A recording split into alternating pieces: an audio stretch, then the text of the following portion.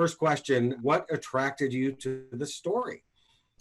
What attracted me to the story, a few different things. First of all, the people involved. Second of all, the subject matter. And then third, really, the way that the filmmakers, Tor, Nick, Pete, and Mickey, wanted to go about talking about the subject matter and how they wanted to do that. That really pulled me in at the beginning, because mental health, I think, is one of those things that, should be talked about much more than it is. And I think a lot of the reason for that is because people don't really know how to talk about it. It's still something that's uncomfortable and unknown. And that's, very understandable. And I think it was clear to me that the intent behind this was, hopefully educating people, but also doing so in a compelling way and making a good movie in the process. And yeah, so for all those reasons, I was really hooked. How did you prepare? Were you doing it all on your own? Did you dig down with some research on mental illness? Yeah, no, definitely. I mean, that was, I quite honestly did kind of go, oh crap, at the beginning, because for me, I think I knew going in, if I were going to play this character and be a part of making this movie, I needed to know for myself that I really did everything in terms of research and in terms of trying to understand what this experience is like, that I possibly could. And so then that really started, of course, having conversations with Tor and kind of understanding the process he had already begun for himself, and looping myself into that somewhat, and then doing some of my own research. And he actually connected me to this psychiatrist who specializes in working with young men who have been recently diagnosed with schizophrenia, and getting to talk to that guy then at length about the what the experience of having a psychotic break is like, what the experience of psychosis is like for the first time for somebody, how long it takes to understand these things, and then also in turn, what his patients also are just kind of in the midst of in every other area of their life, when it comes to their family, when it comes to relationships. Like, these are still 16-year-old boys that he was talking about at the end of the day. And in a lot of ways, they don't want to think about this illness unless they absolutely have to. And they want to be thinking about their dreams and, the people they might have crushes on and stuff like that. And I think getting that bit of information too from that guy was so helpful in terms of reminding myself as an actor that it's so easy to, I think, get lost in the technicalities of what this illness might be, and let that be the story, rather than bringing it always back to a really human place with this character, and just remembering that this is a part of his story, but this illness is not the entirety of his story in any type of way. So you were obviously the central character. You're in almost every scene, if not every scene. What was it like working with your co-stars, from Andy Garcia to Taylor, Molly, Walton, the hallucinations, the whole gang? The whole gang of everybody. I mean, really, from the cast all the way through the entire crew, genuinely were so wonderful. And I think everyone had their own stake in the story as well, which just made it that much better. And it was such a kind of trusting, safe space to be in for that. And I think to be able to tell this story, you kind of need that. And that was really set by those other actors just as much as anybody, but really like those guys like Andy, like Walton and Molly, who have been doing this for a really long time, showing up and just really knowing how to go about this, and just being really so helpful throughout for me, because, it is a lot to kind of have going on in my head all the time. And the days were long. And even if you have the greatest team and greatest producers and all that stuff in the world, it is what it is. And it can be really tough at times, but being able to look to them for support, and then likewise being able to look to like Pete and Mickey as well, like from all angles, having that there was so helpful. But they just bring such life to these characters in ways that I think are just essential to the story, especially with those hallucinations. Like, I think if you didn't have good actors playing those parts, they could so easily be written off. And because we had actors of that magnitude doing it, it really made a world of difference, I think. Right.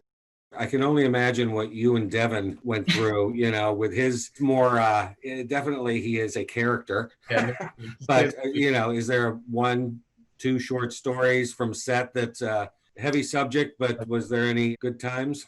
Definitely good times. Definitely good times that we had. I'm just trying to remember like a specific thing that was funny. I mean, honestly, yeah, getting to work with Devin, he was just always making me laugh. Just, I mean, he's a really funny person naturally, but then when he's showing up and he's just in the bathrobe and the boxers, and he's very much in the spirit of the character. I think it was really hard to keep a straight face, and quite honestly, Andy as well. I mean, he would kill me.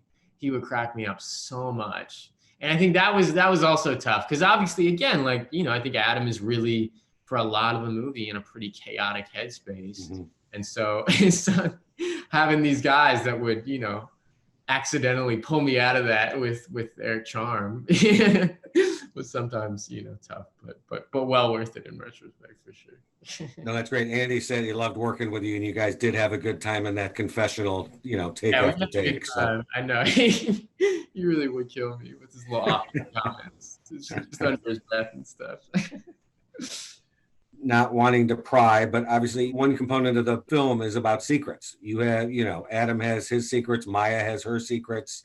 Looking back, is there anything from your childhood that was kind of you thought, oh my God, if somebody finds out about this, my life is over type of scenario? Or is there I something mean, like that? yeah, I had such a specific upbringing in that I started working when I was 10. And so I think I just kind of had a different, I mean, I think I experienced the normal, like embarrassing things that people, go through in growing up, but nothing that ever felt like, oh my gosh, I have to hide this from more even like, I think that more kind of manifested later for me because I wasn't really in that environment, in that school environment with kids, and I wasn't having to think, I was just with my family, and obviously, you know, they know everything about me better for worse. So yeah, but I think later I've really been able to kind of to learn that lesson and have a better understanding of what fear and what secrets can do to a person, and for you what they can do, like that the idea of like, oh, I can handle this, I can put up with this myself, that yes, that might be the case in one moment, but how quickly that really the curtain is really pulled away, and what's revealed is just like, that I think for me, I really found that I was just really, really scared, and I think accepting that and then being able to move on from that place, and doing so with the support of other people, which I think absolutely happens in the movie. I think that was what helped me so much, and that's really what happened with Adam. But I would actually funnily say that it was much closer to the experience of shooting the movie that I was learning those lessons than any time before. But Got it. I'm playing catch up a A lot. late bloomer. Okay, gotcha, gotcha. Great. No, thank you. And that kind of dovetails into this last question, which I'm sure you've been asked 20 times. But, in our new normal these days, there are reports and people are experiencing higher levels of depression, anxiety, just the population as a whole. What are you hoping in a positive sense from the film? What do you want audiences to take away from the film?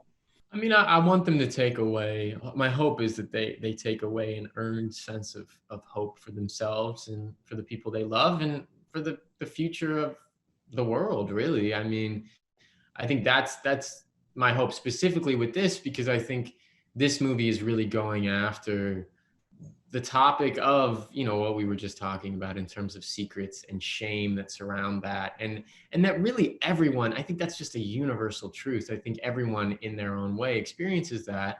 And then of course, yeah, I think now connecting that back to mental health then, and how that can be compounded. I mean, if someone is suffering, then that pressure to hide that suffering, that pressure to just seem like everything's okay, can just make it worse and worse and worse, and go down this terrible rabbit hole. And so I hope this movie can be a lighthouse for people that might find themselves in a similar position, feeling as though they don't have the safety, they don't have the place to put those feelings and to put those fears and thoughts, that they might be able to find that somewhat in this movie, and that hopefully this movie just encourages them to be able to make those connections in their own life as well, because I think that really is what helps Adam so much in the film. And I think that really helps everyone.